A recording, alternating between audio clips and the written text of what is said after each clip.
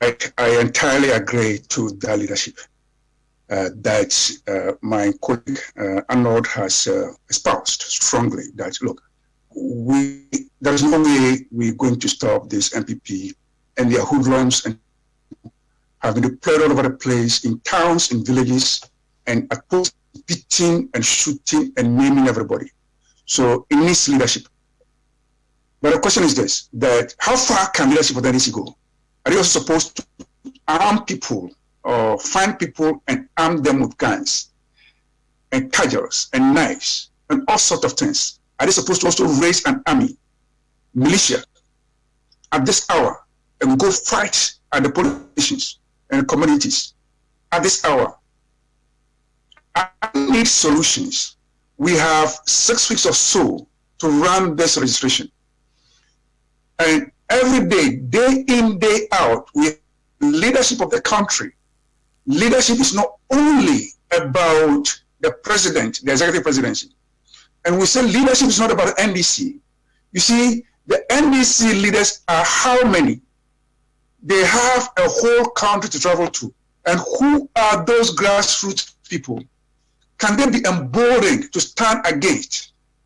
You have people who are so dressed in a certain horrific manner, terrorists and thugs, wielding guns.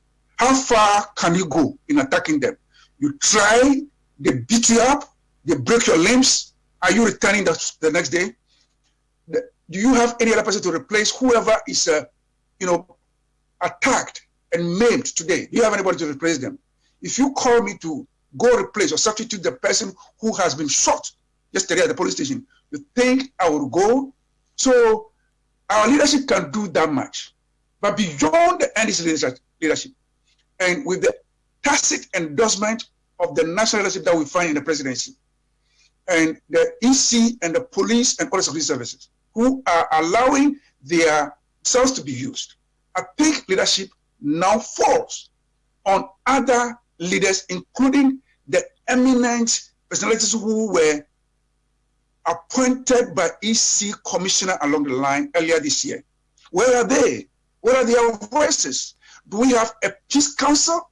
Has a peace council become a sort of a peace council that we have? Are they seeing peace every day? Are they waiting for the SSS to run its full term before they step in? What are they thinking? What are they doing? Are they comfortable with people being killed and maimed every day? Are they comfortable with it? Are they waiting for another commission of inquiry to be set that ends up nowhere? Is that what our Council of State advisors of the President and Cabinet, are they just sitting down there watching? Where are our traditional leaders who went loud? Are they waiting for the SSS to run its full time when people are being killed and maimed and the register bloated? It cannot be that. I think, and I say this strongly, that look, it is time that these various leaders that I've mentioned should wake up and call a halt and a recess, at least for a week or a couple of days, and then assemble everybody back onto a table. The NDC, the MPP, the government, the security services, and everybody else who matters. Civil society organizations, representatives, sit down at the table and say, look, what's happening is an eyesore. We are putting ourselves at risk. We are putting our children at risk. We are at risk. We cannot allow this to continue every day. If it were like an election day on 7 December, where this is happening, we can say that, okay, it happened a day or two, and then we can sit down and talk about it and see how we can suggest certain antidotes to this. But we cannot be sleeping and waking up every day. Who should be calling that meeting? Mass, the risk. Look, Senator, if we have mandated an executive president to do this, to manage affairs of the country, and he's not doing what we mandated him to do, a time comes when these various people or institutions that I've mentioned will need to speak it loud and then call him to order. They have to call him and be strong, to be firm and strong, because otherwise they will become accomplices to what is happening. And the president is sitting down in his villa and he doesn't care because he's part of it. What is the EC doing? The EC is looking on. Where are the protocols? Where are the PPEs? They're not doing anything about it. So it doesn't mean that we have lost leadership and that is it, that we should allow the country to run anyhow. To what point? To what end? Look, if they continue this, what leadership of NDC can do is probably do the worst to West. How far can they go? And you want us to set the country ablaze? And that's the major issue. We just decide to bend. You see, Senator, I'm saying that if we are so stifled, we are gagged, we are disarmed, we don't have the arms, we don't have the people who will be brave enough to go and fight people who are, holding guns. And the police that, Professor Police, they tell you that our hands are tied. What do we do? Probably go and look for petrol and then start certain places ablaze, including those people. It's not that where we want to get to, because what else do we have to do? What else do we expect leadership from NDC to do?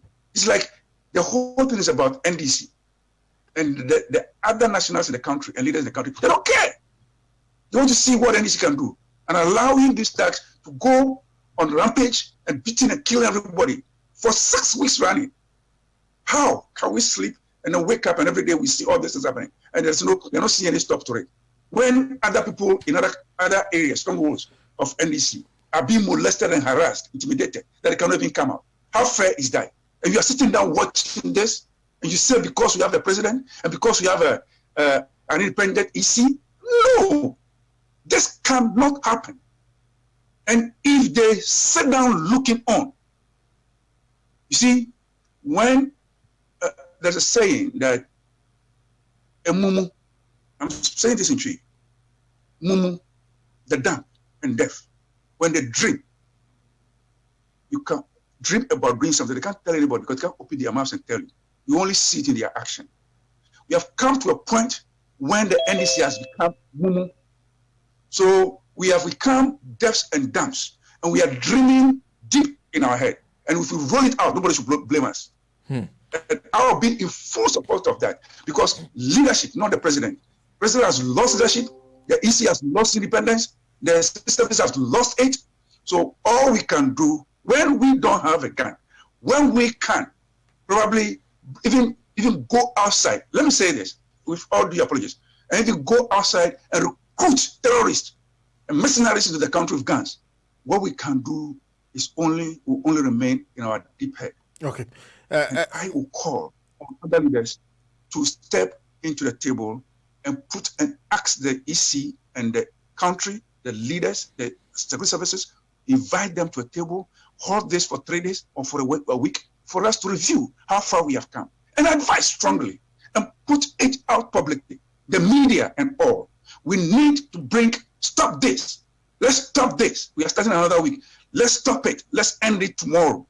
Bring everybody back to Accra or to a certain table to other essential way, and then talk for 2 days or 3 days, and then go back and continue the exercise. It's not fair. It's not nice. People are dying. Do we die, kill ourselves, and then at the end of the day have a certain president to come and rule? It's unimaginable.